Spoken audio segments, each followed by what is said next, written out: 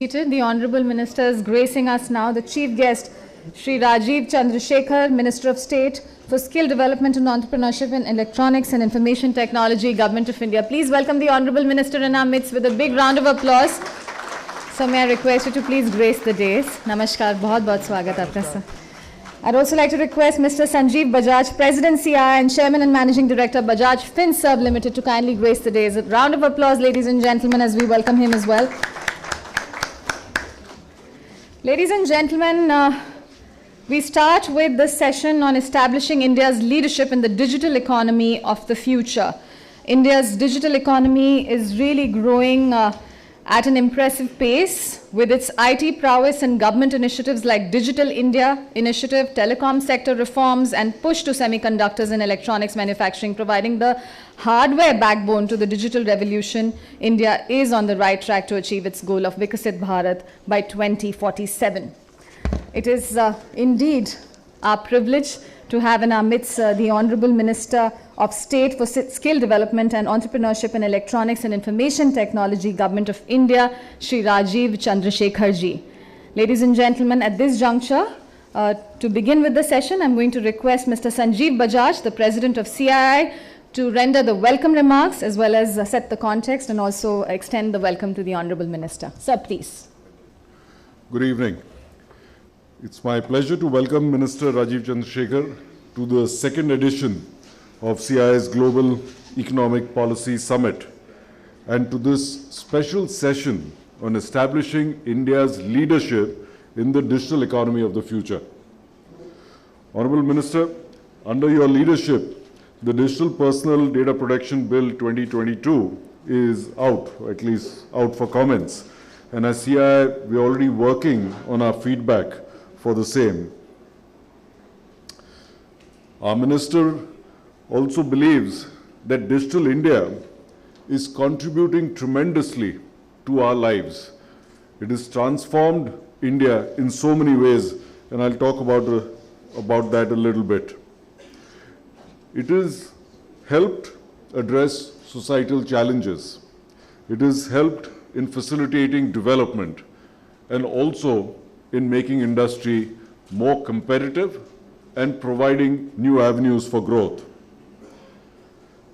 Further, breakthroughs in digital technology, such as in robotics, AI, 3D printing, combined with nano and biotechnology, as well as advanced material sciences, should provide the next leg of growth for businesses in India. We today have over 750 million active internet users. As a result, it makes us the largest connected democracy in the world. And also, we are today one of the highest producers and consumers of data per capita. The Digital India Initiative, launched in 2015, really is what provided much needed impetus to all this. The advancements that have been made in the digital sphere have helped navigate the country through something as significant as the pandemic. And just to jog our memories, the JAM Trinity is what helped farmers get the PM Kisan benefits directly into their bank account. The speedy internet services is what allowed all of us to continue working from home, something that none of us were used to doing earlier. Of course, after a while, our spouses weren't too happy with that. This widespread access of low-cost smartphones, tablets, is what allowed kids to continue studying, even though they were not in school. And not least, our day-to-day lives, whether it was getting groceries home, ordering food, or buying consumer durables, all ran as normal on e-commerce platforms, aided by digital payments through UPI. I mean, look at how the world has changed, and India has changed in this last 2-3 years. All this because of the kind of tools that have been developed in the digitalization of India. Our feats in this digital space are being now recognized globally. India accounts for around 40% of global payments, 7 billion transactions a month and growing. and also with its telecom services providing widespread access, also one of the cheapest in the world at probably 200 rupees a month. Our indigenously built 5G services is again going to provide us the next leap. And as you know, this is something, as we're talking about even now, is being launched all around the country. The government has not stopped over here. In addition to everything that is being done, whether it's the National Digital Health Mission, ONDC, the Open Network for Digital Commerce for small, medium-sized businesses, the Desh Stack e-portal, which is the digital ecosystem for skilling and livelihood. These are all new initiatives which will help us create digital opportunities for ourselves. The government, in doing all this, has adopted a multi-pronged approach to strengthen India and the Indian digital landscape. This, along with our young population, educated population, one of the biggest users of data across our workforce, is expected to take our country to new strides. See, let's keep in mind, in the last century, most invention happened in the West, and countries like us merely adopted them. And eventually, those that control invention, those that control IP, control how the world runs. In this new digital world, we are already showing that we have this opportunity to invent for India, but beyond for India, to invent for the world. With that, may I now request the Honorable Minister to share his thoughts with us. Thank you.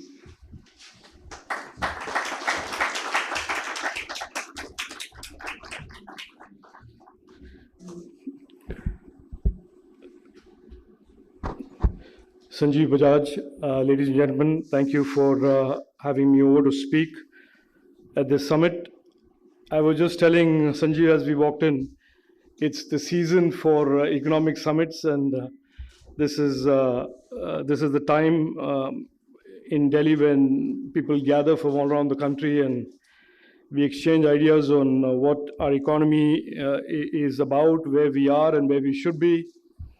And so it is usually par for the course that we have around December of the month, and then we have a follow-up session in January, and then talk about the impending budget and so on and so forth. But I think in 2022, the year that we are currently in, this conversation takes on a very different type of a meaning, and it takes a different type of a perspective.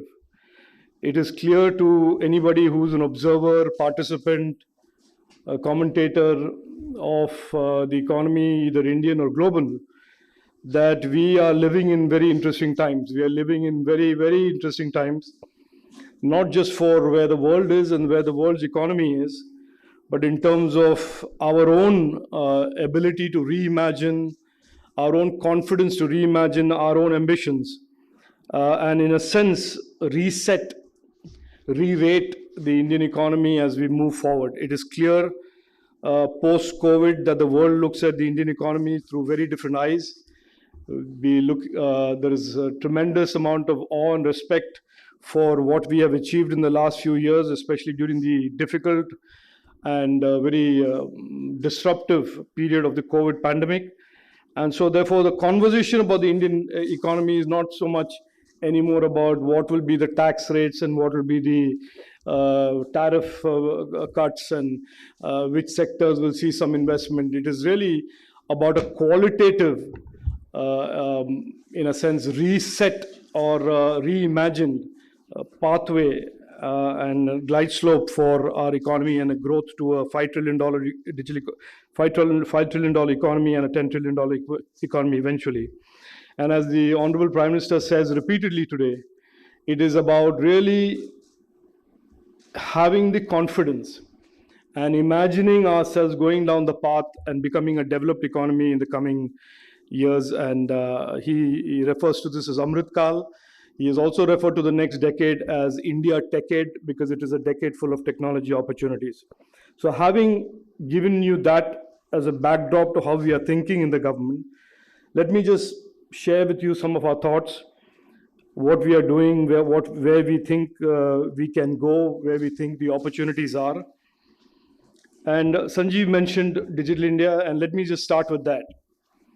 In 2014-15, and I was in the audience just like you, and the Honorable Prime Minister launched the Digital India program in Delhi.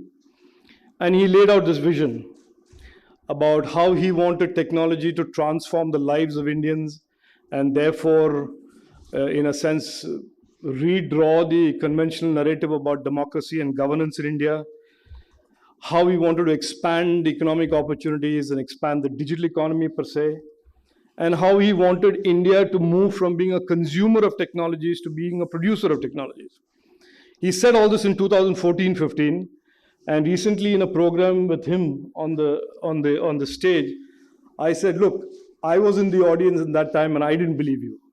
I clearly did not, and being an entrepreneur for many years and then having seen politics for about 10 years before that moment in 2015, I said candidly to him recently that I had no expectation that we would travel so far.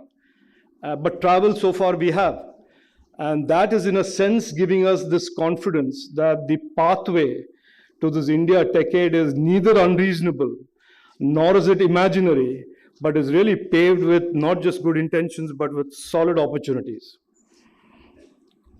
Just look at some of the things that have happened in the last 7 years. And I like saying this, ever since I've had this opportunity to become a minister and serve in the government of Prime Minister Narendra Modi, I have visited in the last 17, 16 months over 40 universities. And these are not the IITs and IISCs of the world. These are really universities that are non-IITs and so therefore, typically they are in the smaller towns. And if there is any cynic or anybody who doubts that we are going to go down this road of achieving $1 trillion digital economy, I can assure you they are not in the small towns of India.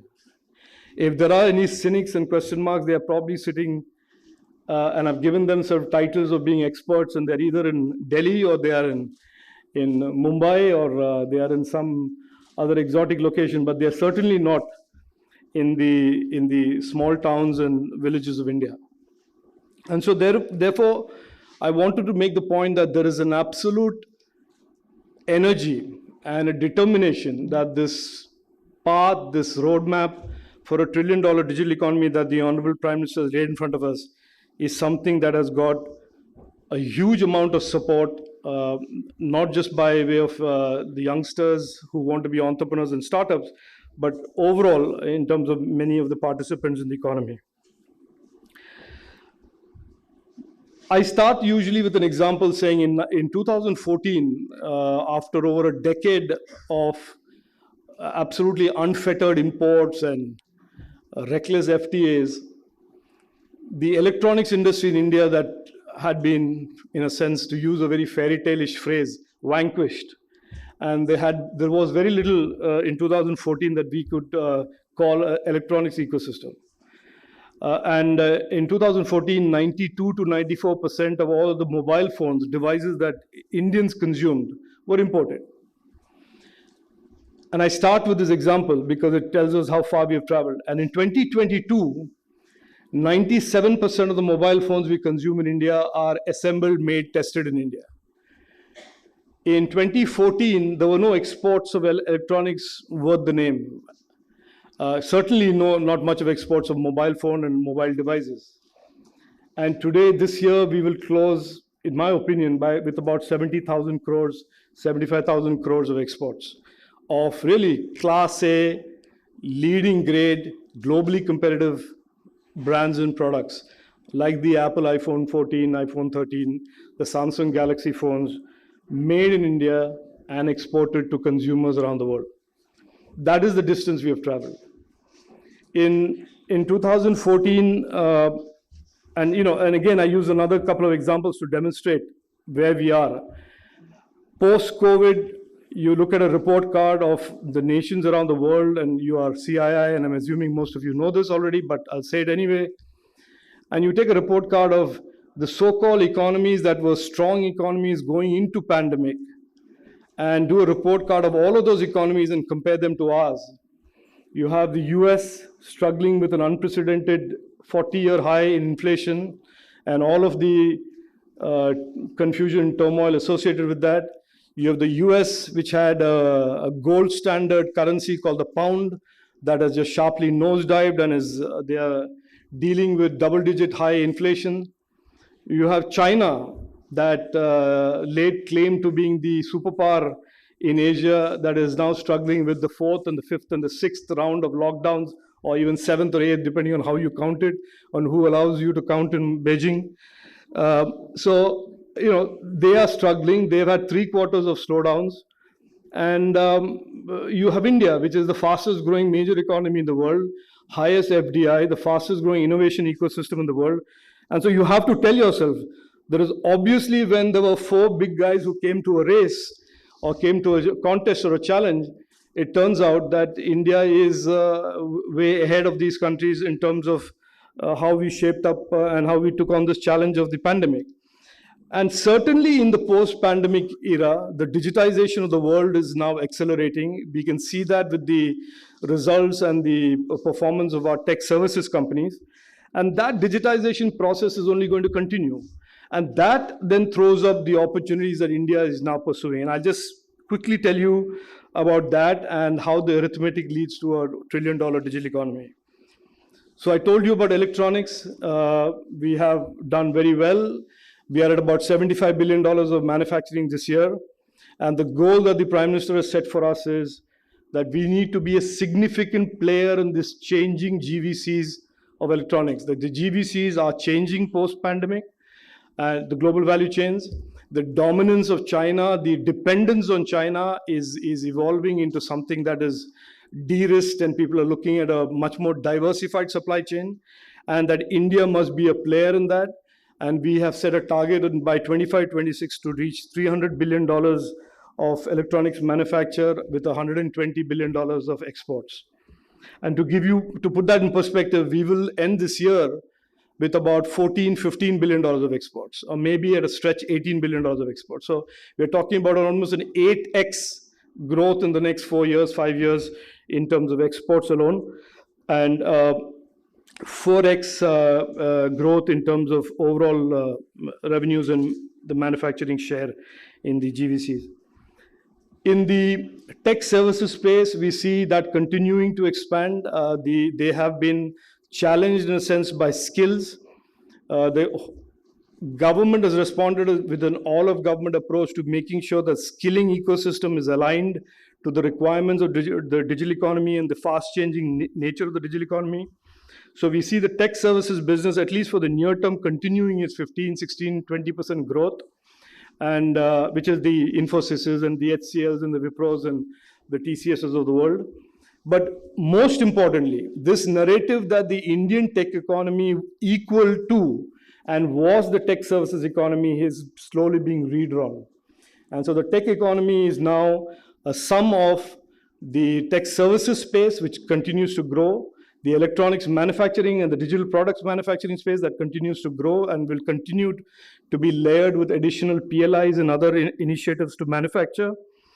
The startup ecosystem, which has been in the first phase centered around the consumer tech and the internet space, is going to now grow into other areas like the blockchain, AI, high performance computing, electronics design, semiconductor design, and a whole series of additional layers of innovation will be built around the emerging opportunities in the startup and innovation ecosystem. And of course, there is this huge aspect about digitization of our government and digitization of the adjacent spaces around the government that is going to create additional opportunities in terms of entrepreneurship and startups. So we see the runway, in a sense, to a $1 trillion digital economy fairly well lit and well demarcated. We have obviously policies and frameworks that are about 2 decades old. The IT Act, as most of some of you who understand the IT space recognize, is about 22-year-old legislation, and it is a legislation which predates even the internet. And it is, interestingly enough, I discovered it's a legislation that does not even mention the internet. And it is the legislation that regulates the internet. So we will slowly and systematically create a framework of legislations. The Digital Personal Data Protection Bill is one element of it. We had about 2 months ago launched the National Data Governance Framework Policy, which addresses the issue of the government's own data ecosystem. And we will shortly be introducing the successor to the IT Act, a much more contemporary, much more global standard, modern bill called the Digital India Act.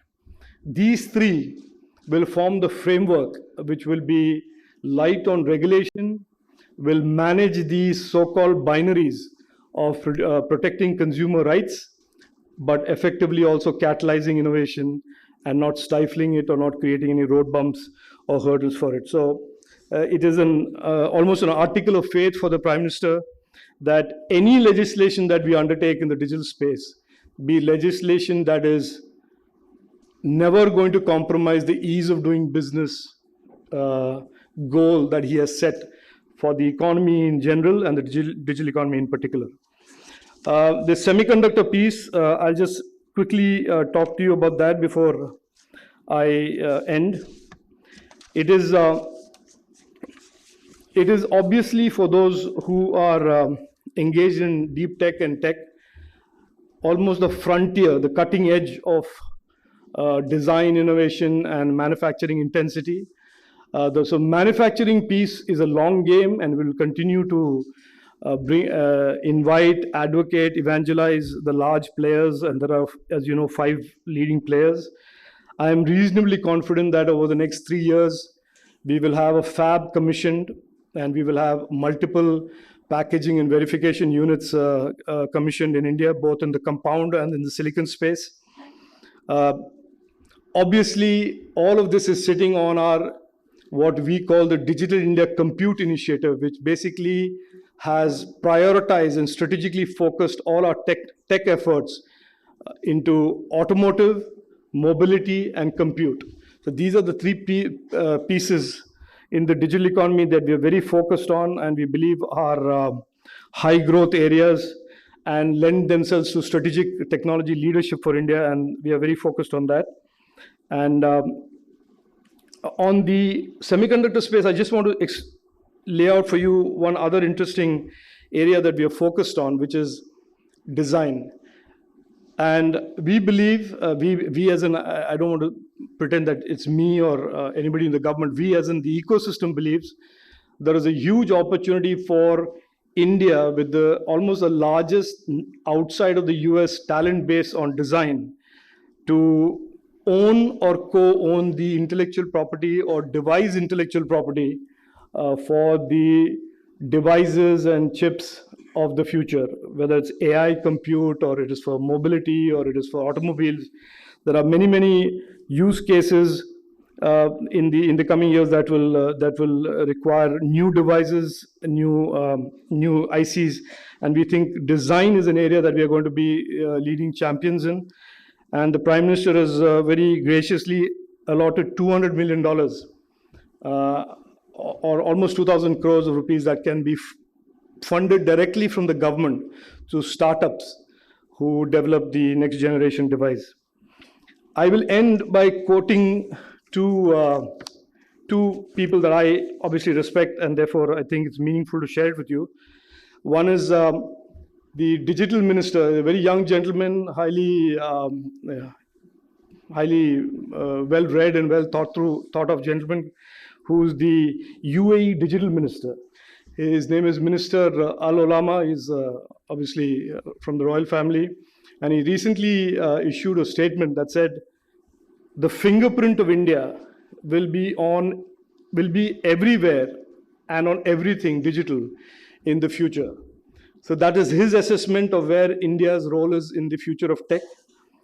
The other person that I'd like to quote is Michael Spence, and you may have seen this quote. It came in the Economic Times, and he said, and I quote, "The global economy is undergoing a regime change, and today India is the outstanding performer." So if you read those two in conjunction and then sort of understand what I've laid out and the Prime Minister's vision, I think you would feel reasonably optimistic and confident that we have a digital economy strategy in place and that the digital economy will be a significant part of the overall economy. We hope to make it 20% from the current 8 to 9% in the next 4 years' time. So I will end there. Thank you again for your attention. Thank you. Jai Hind.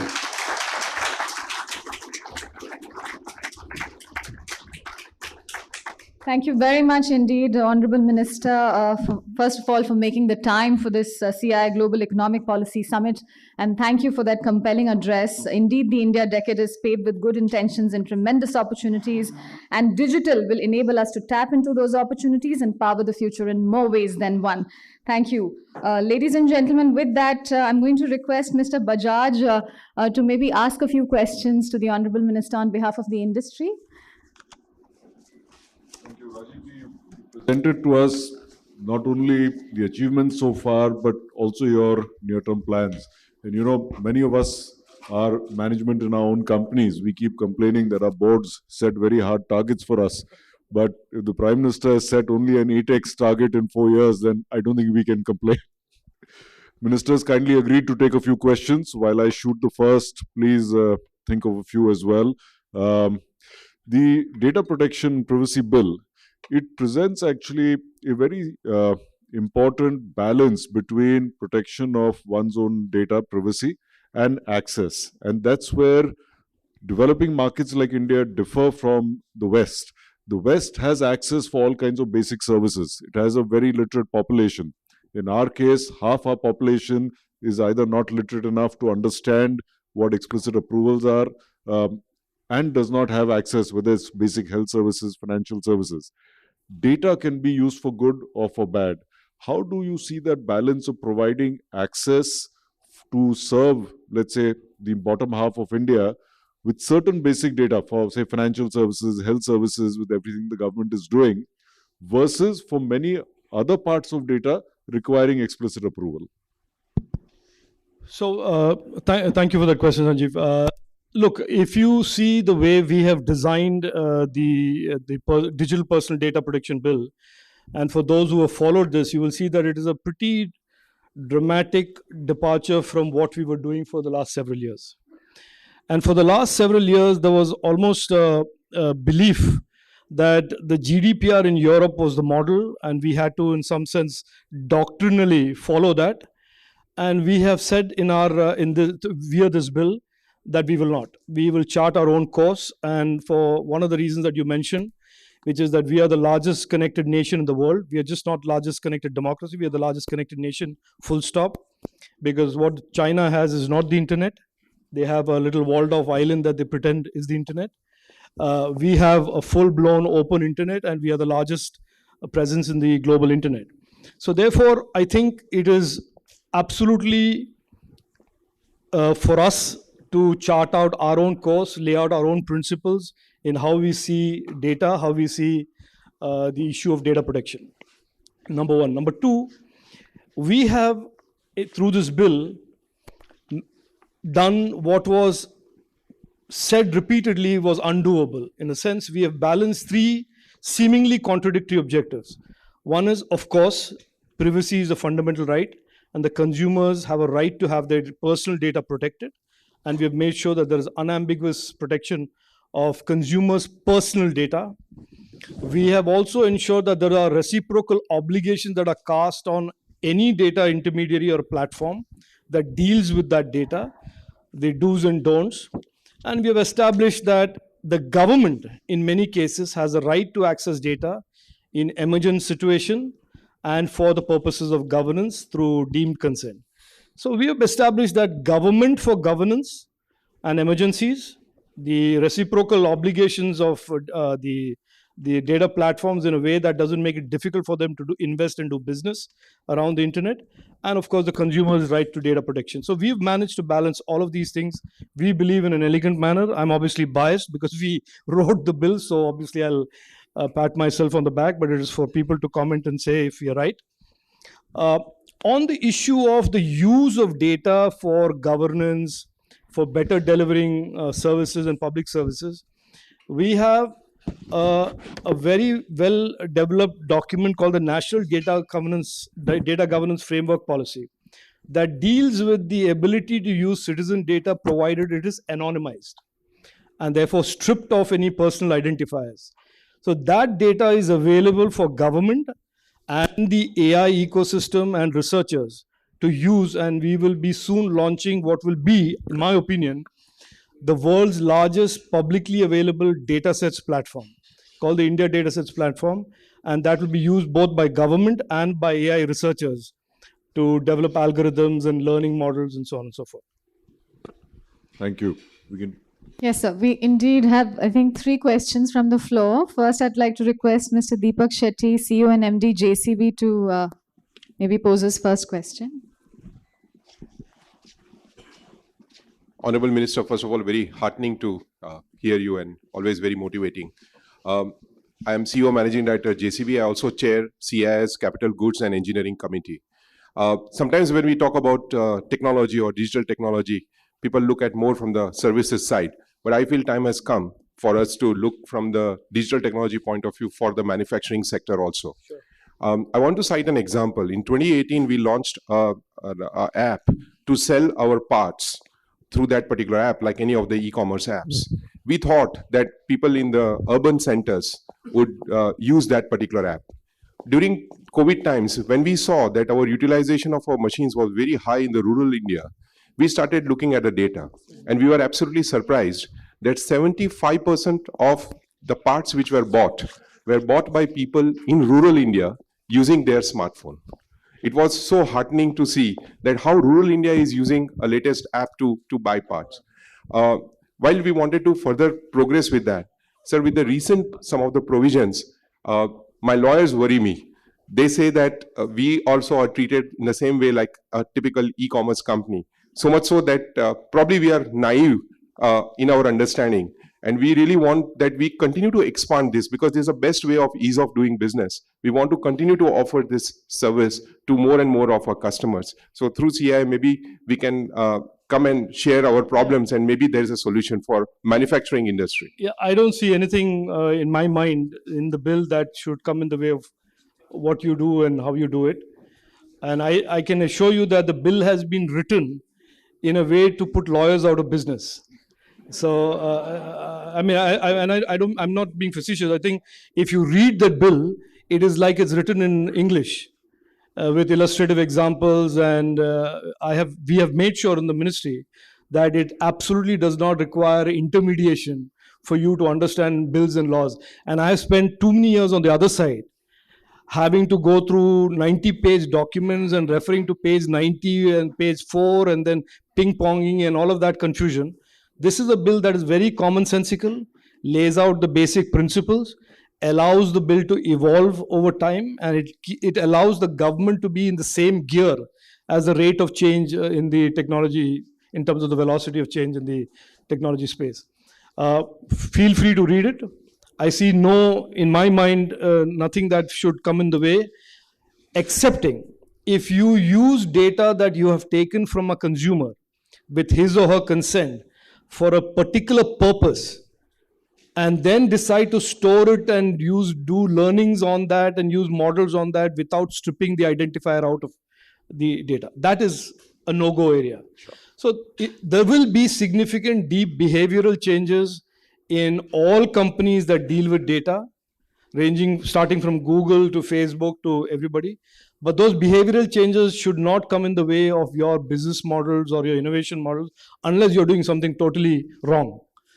The misuse of data comes to a halt. That I can assure you in this room, that the days that anybody can take data from a citizen and say that I'm using it to deliver your noodle soup, but then I use that data to upsell 100 different things, including profile you without your consent, those days are unfortunately over. But you're not doing that with JCB, I'm sure. Not at all. Thank you, sir.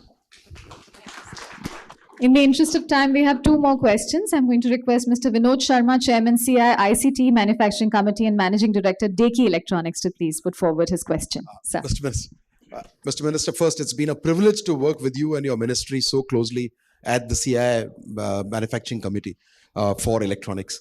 And I completely agree with what you said. I've been in policy advocacy now for several years, and we were dealing with a regime that actually said, let's focus on software and forget hardware. So coming from there, the mindset, the approach, the policies that you've laid out, and the execution of those policies are absolutely brilliant. And I must compliment you and your leadership. Coming to the question, sir, when we compare ourselves with, and we try to learn from, let's say, Japan, Korea, much later, China, there are two missing parts of the puzzle still. And I know they occupy your space, but I just thought if you can lay out the roadmap. One is that all these countries had their own champions. Japan had their own brands, a Sharp, a Sony, a Panasonic. Korea still does with Samsung and Daewoo and others, or LG, sorry. So they have nurtured an ecosystem of components. In India, we are still missing those Indian champions. We had them when you were in business. Unfortunately, we lost them. And the second fallout of that is also the whole component ecosystem.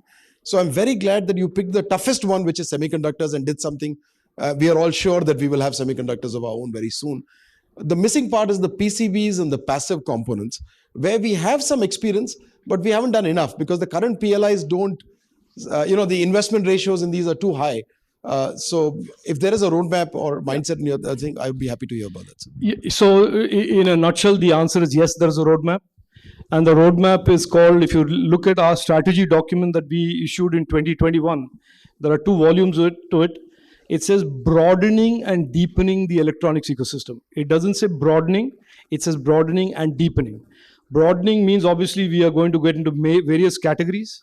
We are soon going to launch a PLI for the entire IT segment, which includes servers, laptops, tablets, the entire space. We will launch a PLI for wearables, hearables, which is one of the fastest growing segments in the electronics space. And we have tremendous leadership already there in that space, Indian brands, Boat and many brands like that. So this is as far as broadening is concerned. Look, I mean, I'm sure you know this, and I'm sure many of your members know this. Components is a game of scale. Unless you have products and platforms at scale being manufactured or assembled, it is never going to be viable to create a component ecosystem. So if you see the Prime Minister's goal, his vision has been, let's create scale in the end product. Let's create global market share in the end product space. And then drill down and create the deepening of the ecosystem, which is PCBs, semiconductors, discrete components, passive components, active components, all of that. So this is a game where it's a multi-year long wait game. But it's playing out with various milestones. And I think today the success of the smartphone, which is really compute in the new age, gives us a lot of confidence today. As Foxconn shuts down its plant during COVID, that Apple, without missing a beat, is able to amp up its volumes from the Pegatron unit in Chennai and supply the global supply chain. So I think we are directionally in the right path. Remember that China took 30 years to develop this, and we are trying to do this in a decade. So give us a little credit for that, but we know what we want to do. The Prime Minister is extremely clear, very, very, very lucid, very well thought through, has put a lot of money behind the strategy. He has put $20 billion to work behind the PLI strategy. And you'll see now, even on the server side, there is a demand side that we are taking care of in terms of demand for those products, as well as incentives to manufacture. Thank you, Honorable Minister. One last question from Professor N.K. Goyal, Chairman, Telecom Equipment Manufacturing Association. Sir. Sir, namaskar, pranam. Sir, you are right. All the credit goes to the government. Because what we have seen in the mobile manufacturing is something extraordinary in that similar time. And sir, ever since you are leading us, things are changing really at a fast speed, and we appreciate your openness. Sir, as a founder of World Electronic Forum and Asia Electronic Forum, I see world seeing India as a trusted partner, trusted product. And there is big demand for our UPI, BHIM, Aadhaar technology to be given to world. My question is there any thinking for giving technology to world for these things? Thank you. Yeah, so that is usually my marketing, that is one of my early marketing things, but I thought you've already heard about it, so I skipped that, which is this whole India stack. And look, notwithstanding this is a CII event, I think this is worth something This is worth knowing and celebrating. The government of India under the Prime Minister said we want to digitize government. So it came up with the identity authentication platform. It said we want to make the transfer of benefits to our citizens corruption-free, fast. It built the UPI. And lo and behold, see what has happened. We have now built a fintech ecosystem of private startups and entrepreneurs that has raised over $25 billion of investment and has created the best-in-class platforms that the world is today using. All because the government initiated almost like a beta site, the adoption of technology. So that product and that stack is now being called the India stack. And so you have identity authentication on one layer. We are building a geospatial, that is the physical asset authentication layer. You have a payments layer. And then you have multiple applications, education, health, skilling, all of that, the pension delivery, the benefits delivery. You would be surprised at the enormous global demand and interest from countries all around the world, predominantly in the South, global South, who want to adopt this stack. And given the Prime Minister's foresight of having built this on open source, it is something that we can easily share with countries all around the world at very minimal cost. It's not like if I hope Microsoft's not in the room or none of the big SIs are in the room, but it's not like this is a $250 million project for a small country in Africa. This is something that we will do. And so the Prime Minister in this presidency, this G20 presidency year, is going to showcase, India is going to showcase the India stack and make it very easy for countries that have not evolved so far and digitally to quickly adopt and sort of follow the India lead in terms of digitizing government and democracy and governance. Thank you, sir. Thank you very much. Sir, I have a very short comment for CII, if you would allow me to raise that. Sir, I'm very surprised that all the three questions came from this front table. Sir, because I'm telling you, sir, because I'm taking your analogy, sir, this is the small town India which believes in your vision. So let's take one question from the small town India. Okay, we have one question at the back over there. Let's take one. I think the minister then has to go. The gentleman who put his hand up first over there. Yeah. No, behind you. Yeah. Why don't you ask? I read firstly the data privacy bill is superbly good, very good. Even common man, even I'm an engineer. I'll send you my address and a box of sweets or something. Yeah. Yes, the examples were very good. I have just one thing, sir. There is no mention of portability of data. Suppose if I want to port my email from Gmail to something else tomorrow, Yahoo, I don't know, Yahoo's dead by the way. Anything else? There is no mention of data portability there. No, so there are many things that are not mentioned in the Digital Personal Data Protection Bill because it doesn't belong there. Okay. Data portability is nothing to do with data protection. Data portability as an issue will be dealt with in the Digital India Act. So will issues of ownership of non-personal data and all of that. The Digital India Act will be available for consultation by the end of this month. And we expect both these bills to be taken to Parliament, hopefully together. So you will read the framework together. Thank you, sir. Thanks a lot. With that, thank you very much, Honorable Minister, once again for taking time out of your very busy schedule. Big round of applause, please, for the Honorable Minister of State for Skill Development and Entrepreneurship in Electronics and Information Technology, Government of India. We cannot thank you enough, Honorable Minister. We are full of gratitude. Thank you very much. Thank you, sir. Thank you very much, Mr. Sanjeev Bajaj, for chairing that session. I think it was very informative. Ladies and gentlemen, we have our next session, which is going to start in another 5 minutes. So I'm going to request you to please stay here with us.